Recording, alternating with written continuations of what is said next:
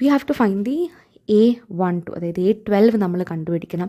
നമുക്ക് തന്നേക്കുന്നത് ഇങ്ങനെയാണ്. സോ ഇതിപ്പോൾ ഈ ഒരു രീതിക്ക് കിട്ടുമ്പോഴേ നിങ്ങൾ ചിലപ്പോൾ ടെൻഷൻ അടിക്കാൻ തുടങ്ങും. ബിക്കോസ് A² A² എങ്ങനെയാണ് സോൾവ് ചെയ്യേണ്ടതെന്ന് അറിയത്തില്ല എന്നുള്ളൊരു രീതിയിൽ നിങ്ങൾ ആലോചിക്കുമായിരിക്കും. പക്ഷേ A² A² വരുന്ന ടേംസിൽ നിങ്ങൾ ഒരൊറ്റ കാര്യം ചെയ്താൽ മതി, substitution.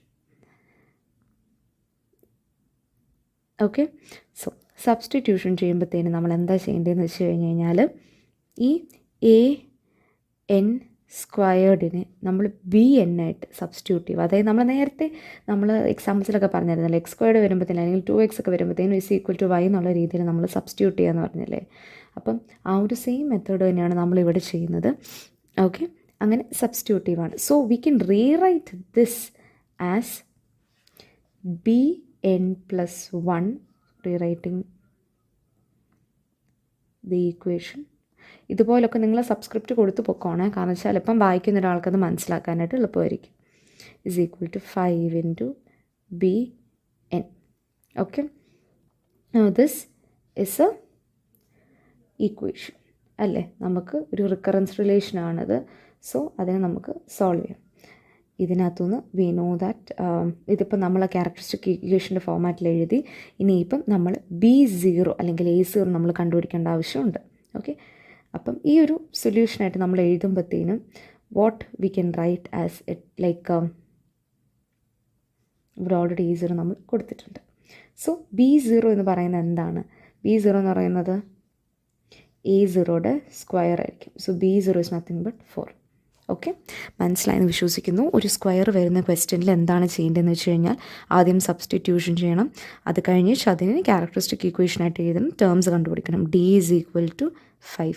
So we know that the solution for Bn will be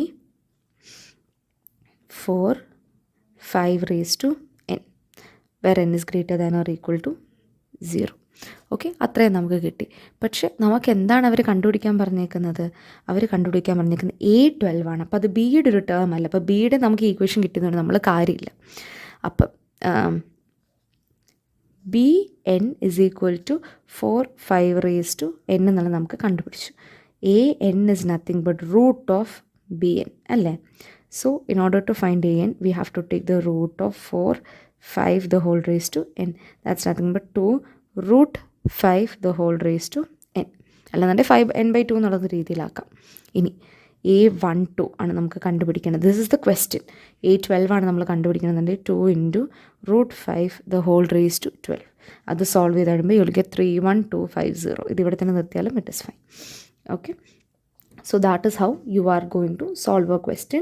This is a very simple question. പക്ഷേ സബ്സ്റ്റിറ്റ്യൂഷൻ ചെയ്യണം എന്നുള്ളൊരു ഐഡിയ നിങ്ങൾക്ക് കിട്ടിയില്ല എന്നുണ്ടെങ്കിൽ നിങ്ങൾക്ക് അത് മനസ്സിലാവാനായിട്ട് പോകുന്നില്ല. So that is all about the question. Next ഒരു കുറച്ച് ആപ്ലിക്കേഷൻ ലെവൽ ക്വസ്റ്റ്യൻ ആണിത്. ലൈക്ക് ഒരു ആപ്ലിക്കേഷൻ ആയിട്ട് വരുന്നൊരു ക്വസ്റ്റ്യൻ ആണിത്. Okay, A person invest 1 lakh at 12% interest compounded annually. നമുക്ക് വരുന്ന question, find the amount at the end of the first year.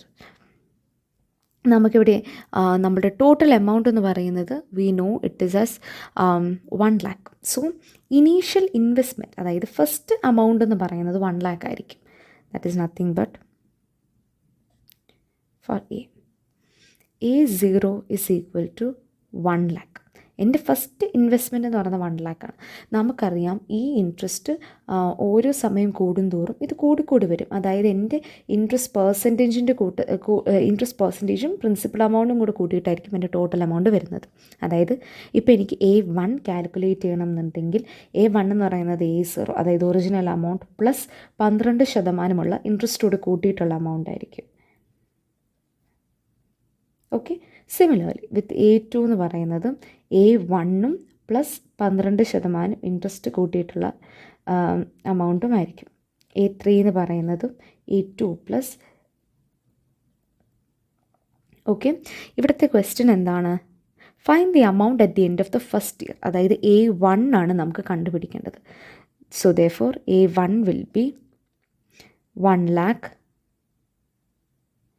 Plus of 1 lakh. that is nothing but 1,12,000 rupees. So that's all the first question. First question നമ്മുടെ കഴിഞ്ഞു. Right general explicit formula. ഈ ഒരു സംഭവത്തിന് ഒരു explicit formula ആയിട്ട് എഴുതണം. നമ്മളറിയാം ഈ ഒരു പാറ്റേൺ നമ്മൾ ശ്രദ്ധിച്ചിട്ട്. സോ ഇതിൽ നിന്ന് നമുക്ക് എന്താണ് മനസ്സിലാക്കുന്നത്? while we are writing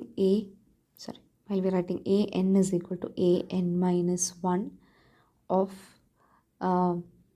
plus a n minus 1 of 0.12. That's nothing but a n minus 1 of 1.12. സോ ഇതാണ് നമ്മൾക്ക് ഒരു ജനറലായിട്ട് ഫോർമുല എഴുതാനായിട്ട് പറ്റുന്നത്. പക്ഷേ if they are asking with respect to a0 അങ്ങനെയാണെന്നുണ്ടെങ്കിൽ we can write it as a n is equal to a0 of 1.12 the whole raised to n. ഇനിയിപ്പോൾ ഇതെങ്ങനെയാണ് വന്നതെന്നുള്ളത് നമ്മൾ നോക്കുകയാണെന്നുണ്ടെങ്കിൽ നമുക്കറിയാം എന്താ ഓരോ ടേംസ് ഇപ്പോൾ a3 എന്ന് പറയുന്നത് 1.1 ഓഫ് a2 ആണ്, a2 എന്ന് പറയുന്നത് 1.12 ഓഫ് a1 ആണ്. അങ്ങനെ n number of times it will take, since it's n number of times it will take until we reach a0. So a0യുടെ റെസ്പെക്റ്റിലാണെന്നുണ്ടെങ്കിൽ this will be the equation, അല്ലാന്നുണ്ടെങ്കിൽ this will be the general equation. So like that our question 2 is also done. How long will it take to double the investment? അതായത് our a of n for the third question, our a of n നമ്മുടെ final amount എന്ന് പറയുന്നത് it is 2 lakh and our a0 is nothing but 1 lakh. How long will it take? That is we have to find n. What is n എന്നുള്ളതാണ് നമുക്കിവിടെ കണ്ടുപിടിക്കേണ്ടത്. അപ്പോൾ അതിന് നമ്മൾ എന്താണ് ചെയ്യുന്നതെന്ന് വെച്ച് കഴിഞ്ഞാൽ we are substituting this into this equation, the one with a0. 2 lakh is equal to 1 lakh of 1.12 raised to n. അപ്പം ഇത്ര നമുക്ക് ക്യാൻസൽ ചെയ്യും.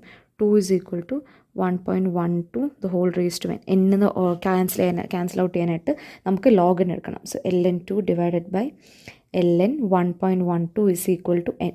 therefore n is equal to 6.116. അതായത് നമുക്കതിനെ 6.12 years എന്നെടുക്കാം. So this is how you are solving the question. പക്ഷേ ഇതിനകത്ത് നമുക്കൊരു റിക്കറൻസിലേഷൻ സോൾവ് ചെയ്യാൻ വരുന്നില്ല, നമ്മൾക്ക് കൂടുതലും ഇതിൻ്റെ ഒരു ആപ്ലിക്കേഷൻ ആയിരിക്കും വരുന്നത്.